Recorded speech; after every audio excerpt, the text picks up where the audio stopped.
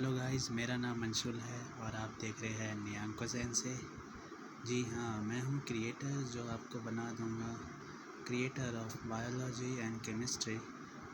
Basically मैं आपको scientist बना दूँगा, आप मेरे साथ जुड़े रहिए।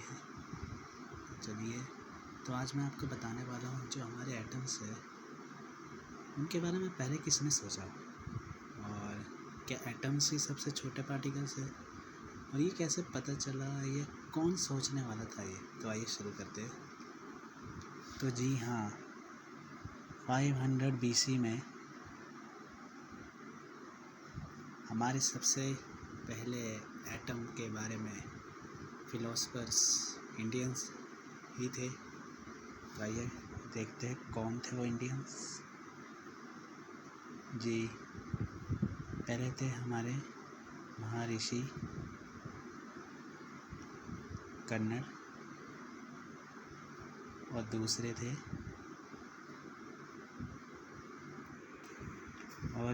थे पाकुदास सत्ययामा। जी हाँ, ये हमारे फिलोसफर्स थे जिन्होंने सबसे पहले एटम्स की थिंकिंग करी थी। इन्होंने एटम्स को परमाणु बोला था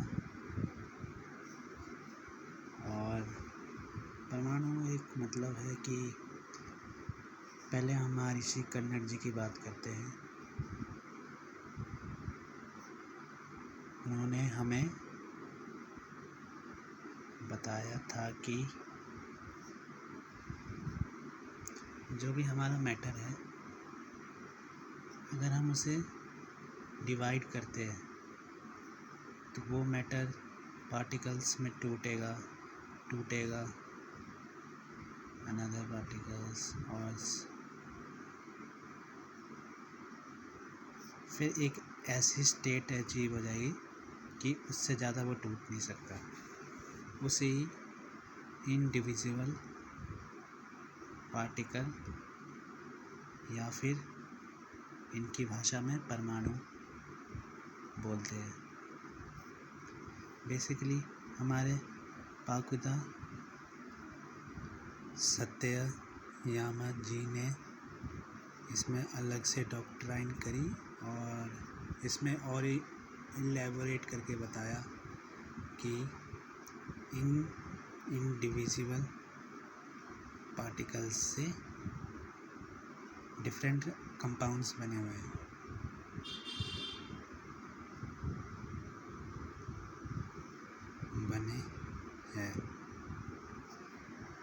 फिर हमारे आए ग्रीक्स फिलोसोफर, उन्होंने भी यही बताया।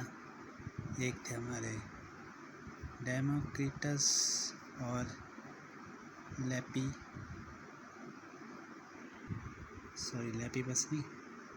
लेसिपस। ये भी 500 BC में था। फ़र्क इतना था कि इन्होंने परमाणु को एटम बोल दिया और फिर इन्होंने इस चीज़ को फिलोसफिकल बताया था। इन्होंने इसमें कोई एक्सपेरिमेंट या इसको प्रूव करने का ट्राई नहीं करा, तो ये फिर ऐसे ही दब गया। फिर हमारी आई 18th सेंचुरी, जिसमें आया लेवोसियर साइंटिस्ट जी एंटोनी। फिर उन्होंने हमें 2 लॉज दिए केमिकल कॉम्बिनेशन के। एक था लॉ ऑफ कंजर्वेशन और दूसरा था लॉ ऑफ डेफिनेट प्रोपोर्शन। इसमें था मास को ना हम बना सकते ना उसको तोड़ सकते या डिस्ट्रॉय कर सकते। एक ही बात है, can neither we created nor we destroyed. और इन्होंने इसमें एक्सपेरिमेंट भी करा जिसमें केमिकल रिएक्शंस हुए। केमिकल रिएक्शन जैसे अगर हम नॉर्मल गैस का लें, सोडियम कार्बोनेट और एसिटिक एसिड का करा दें तो हमें मिलता है CO2 H2O और सोडियम एसीटेट, जो कि मान लीजिए हमने 5-5 ग्राम लिए, ये भी हमारे 5-5 ग्राम ही आएंगे।